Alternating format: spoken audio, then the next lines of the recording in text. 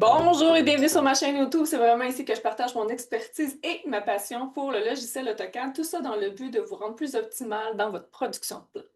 Je vous invite également toujours à, si vous avez des interrogations, tout ça, pas hésiter à les mettre dans les commentaires juste ici en dessous. Et si vous avez des demandes spéciales de capsules, aussi ne pas hésiter à soit m'écrire, soit vraiment les mettre encore une fois dans les commentaires juste ici en dessous. Avant de poursuivre, je vous invite à aller visiter ma page web au stéphanie-cadessert.com. Vraiment, encore une fois, vous allez trouver toutes les possibilités de téléchargement des PDF, les outils que je vous partage de plus belle lurette. Là, je suis rendue à 43 outils déjà, donc il ne faut pas hésiter à aller les télécharger, les consulter et tout ça. Ensuite, vous avez aussi toute l'explication et un peu la mode de fonctionnement que j'ai dans mon service de plan en construction, rénovation pour les maisons résidentielles et aussi mon expertise dans le cadre des demandes de permis à la ville et de la structure dans le cas, entre autres, d'un agrandissement. Donc, aujourd'hui, de quoi on va parler? On va évidemment tomber directement dans le vif du sujet. Je vais parler du CTB. Le CTB, c'est vraiment les plumes d'impression de ton AutoCAD. En gros, il y a deux façons de travailler. Moi, je vais vraiment parler plus du CTB. Il y a le STB aussi, qui lui, c'est vraiment plus les éléments. Moi, c'est la couleur. Euh, En gros, chaque élément est déposé, c'est toute une question de gestion, mais chaque élément est déposé, donc objet, élément, j'entends par là objet, création d'AutoCAD et tout ça est déposé sur un calque qui, lui, a une couleur d'imposé. Chaque couleur a son trait d'impression, donc l'épaisseur lorsque tu imprimes. C'est important de pouvoir travailler ça parce que c'est un peu l'image de ton entreprise. Et aussi, ça aide beaucoup au niveau de la lecture des plans, puis je vais te faire un exemple un peu plus tard. Donc, en gros, la couleur contrôle ton impression. C'est un peu à ça, à quoi sert le CTB. Donc, je vous partage mon écran à l'instant. On est tout simplement sur mon gabarit. Donc, en gros, le CTB, la façon que ça fonctionne, c'est vraiment tout ce que vous voyez là a des couleurs.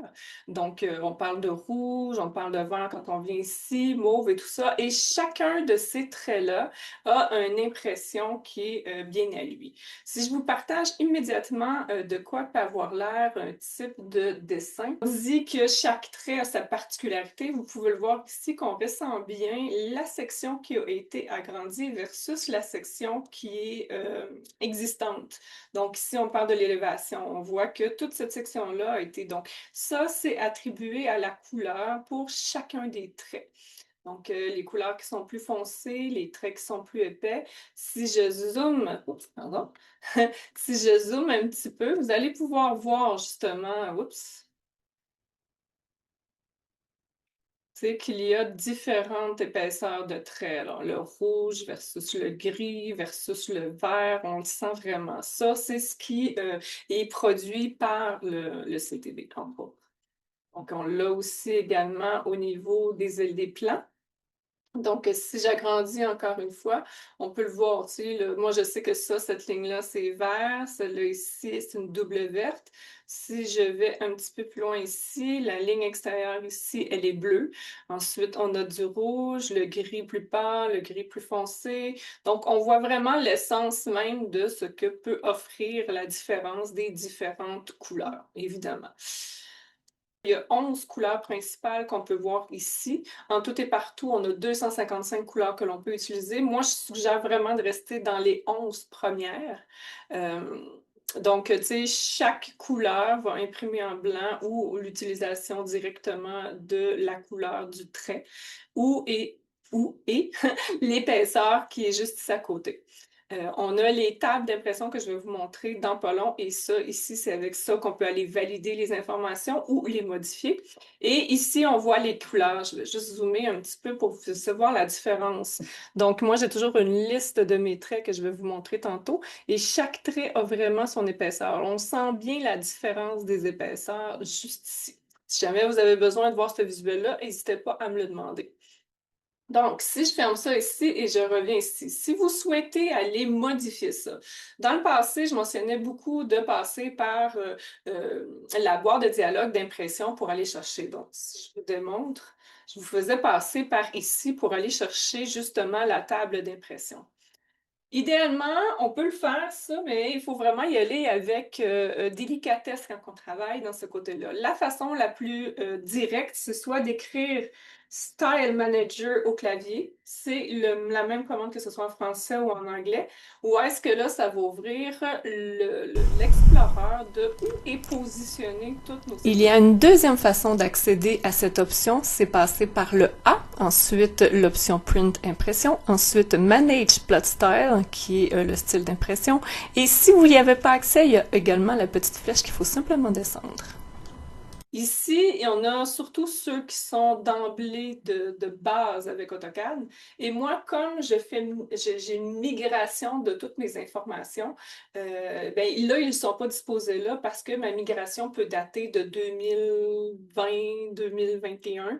Donc, on ne voit pas les CTB qui ont été déposés. Mais comme j'ai fait la migration, l'information s'est quand même collée sans toutefois faire le copier-coller physique de l'information du CTB. Donc, là, on peut sélectionner. La façon la plus simple, c'est de simplement copier le CTB qui nous est envoyé et de le coller dans cet espace-là. Si on veut faire la modification du CTB, nous avons qu'à double-cliquer dessus.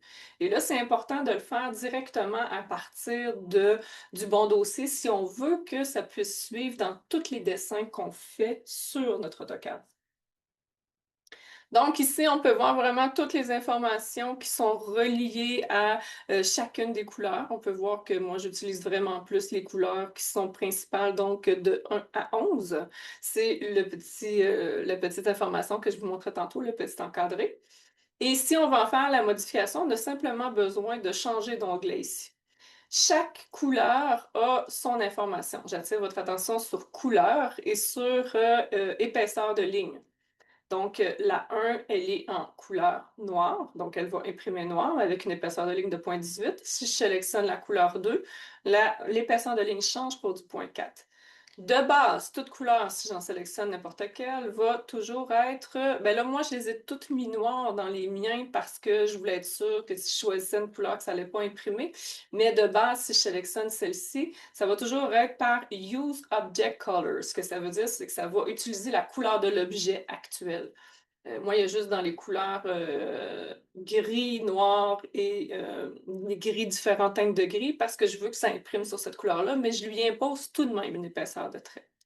La seule couleur que je mets en Use Color, Object Color, c'est le rouge, parce que lui, je veux justement attirer l'attention. C'est dans le cadre d'une correction ou autre que je veux mettre l'accent sur la correction, je vais le mettre en rouge. Mais vous voyez, fait que ce qu'il faut attirer, ce qu'il faut faire comme changement, c'est vraiment la couleur et l'épaisseur du trait. Ensuite, on fait simplement un Save Close.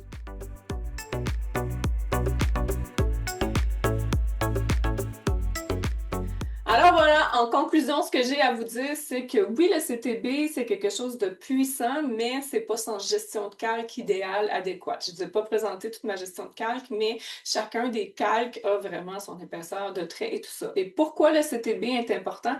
Parce que c'est le visuel de ton entreprise et c'est aussi une façon d'avoir une bonne compréhension des plans.